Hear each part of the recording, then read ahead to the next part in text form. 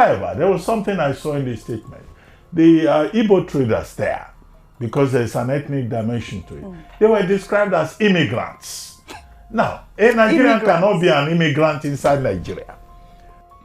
Yesterday, I was listening to the video of the Southeast politicians, Tinubu, Baribe, the rest of them. They went to Lagos State and they went to see the trade fair where the Lagos State government are demolition.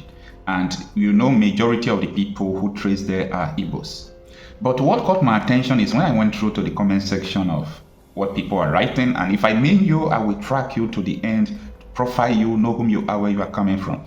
Most of the profiles I saw there are the camp of the Lagos State government. When I mean Lagos State government, associated to political appointees and political appointees. They are making the statement that Igbos are refugees in Lagos. Igbos are immigrants in Lagos. I laugh. Do I name them? No, I don't name them. I name the Igbos. Of course, I name the Igbos. But calling someone a refugee in Lagos or immigrant in Lagos is an indication that what we have been saying since is true, but now that is not my problem. I want both the Yorubas, the Hausas, the Igbos to understand that there is a war before them, not a tribal war. We have to forget about tribes now because the invaders, the militias who are in Nigeria to colonize Nigeria, they want to recolonize Nigeria again. They are already on rampage. They are close to Ogbomoso. They are very close to your cities. They are in the southwest, north, south, everywhere. These people are taking over this country. That is the war you are supposed to be talking about, not about all these tribal things, because when time will come, you people will realize what I'm saying, but I pray it will not be late. I just pray it will not be late, because what I'm seeing now is that the invaders, the militias, have upper hand in Nigeria. They are working with some of their people who are already in government. They have hijacked the government. They have hijacked the military. They have hijacked the police. And you are talking about Igbo should go out of Lagos. I laugh. You don't even know what is coming. Anyway, let us understand the details of what I'm saying with this video from Arise News. I will come back to explain more details to you. However, there was something I saw in the statement. The Igbo traders there, because there's an ethnic dimension to it, they were described as immigrants. Now, a Nigerian cannot be an immigrant inside Nigeria. And I think that we should refrain ourselves, whatever may be the level of provocation, from referring to a Nigerian as a refugee or as an immigrant in his own country. Has fired back at Ebuka Obi over his criticism of the trade fair complex demolitions, accusing him of misleading Nigerians about the legality of the affected structures. In a statement released on Wednesday by Gael Clavis, Commissioner for Information and Strategy, the government insisted that the demolished buildings had no valid permits and that the traders were misleading the public about their documentation, adding that they ignored opportunities to regularize their documents during the amnesty declared last year. Citing the Nigerian Urban and Regional Planning Act of 1992 and a 2003 Supreme Court ruling, the commissioner emphasized that the physical planning approval for any construction in Lagos must come from state government and that federal boards cannot override the requirement except the exclusive areas such as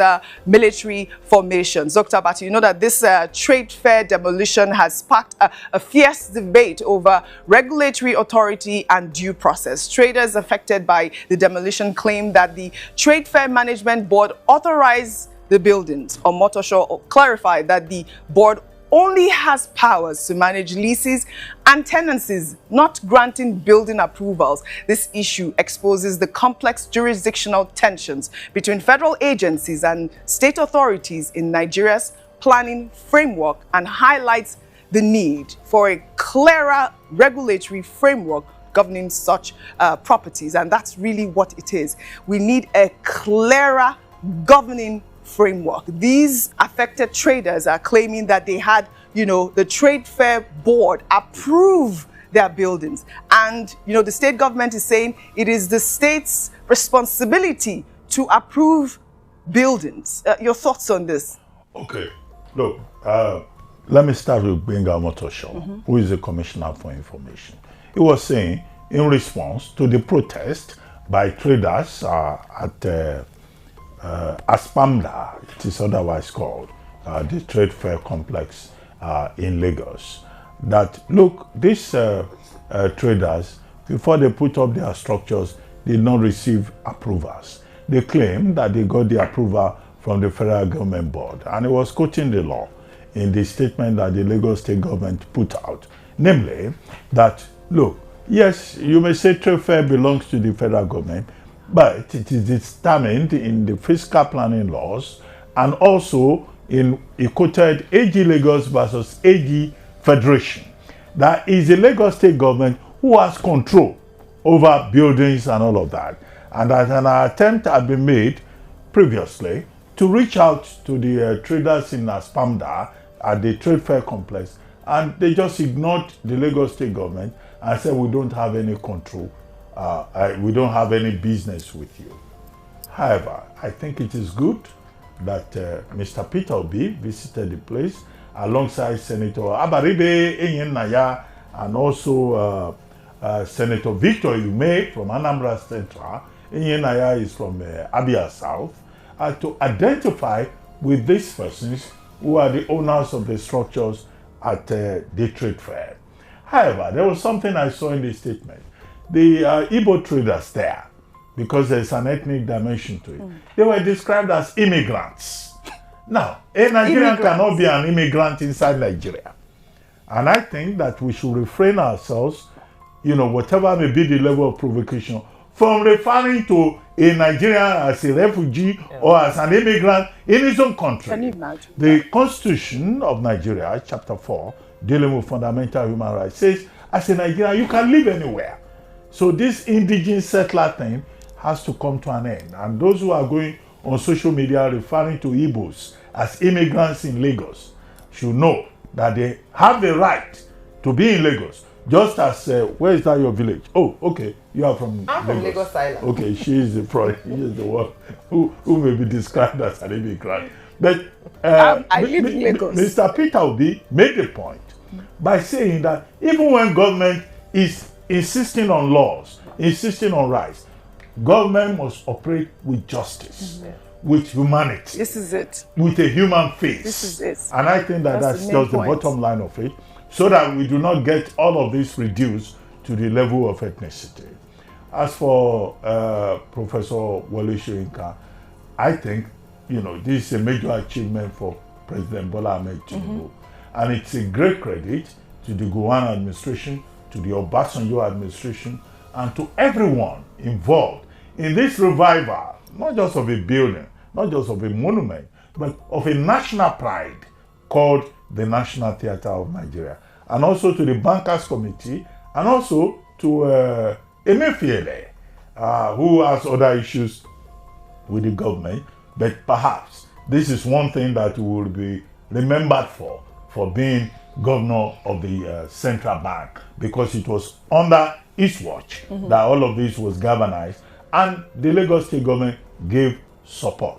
Right. Professor Wole Soyinka deserves the honor. He says he receives it with mixed feelings and with a sense of nostalgia, but I think it's important that that cultural symbol is named after a man who not only won the Nobel Prize in 1986, but who is also a global citizen and a major source of inspiration for generations of Nigerian literary students and workers, including the speaker. Fantastic. As for President Tinubu saying Nigerians abroad should come back home, they should believe in Nigeria. Yes, Nigeria first.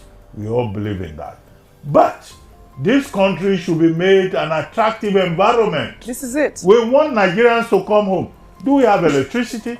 Do we have good roads? Do we have medical care? Many Nigerians who are abroad, many Nigerians who are japping, to use a famous phrase, they are doing so because the enabling conditions are not here. Yes. When President Tinubu says, come home, put Nigeria first, support your country, don't criticize your country, we should make Nigeria more attractive. Absolutely. The pastor of hope, Pastor Bola Ahmed Tinubu, who has been preaching hope, he should deliver on that pastoral mandate. Yes. And then, of course, they will not need to preach too much for Nigerians abroad to promote their country Yes. and to come back home. Over Yes. to you, Pastor Tinubu. Pastor Tinubu, and that is the actual point. I mean, I came back home just like our beautiful Somi came back home because she believes in Nigeria. She wanted to see her state, Anambra, thrive. She wanted to be a politician. But we need to continue to encourage our young people out there by putting in policies in place that would, attract them to come back home, really. Well, now, it is terrible. It's not good. It's not good. But let me tell you something now. You might not like what I'm going to say in this video. It is time for people to unite together to fight the common enemy. When I mean unite together, I don't mean states should join together or these people should join. No, we have a common enemy. This enemy is going to take every state in Nigeria. I see people are not ready. People are not ready. They don't know what is going on. Okay, wait till November. Kwara will be over, right? Oyo, get ready. Oyo should get ready. And there is something I've been saying since last year, that once Oyo is taken, forget about Southwest. It will just totally be over.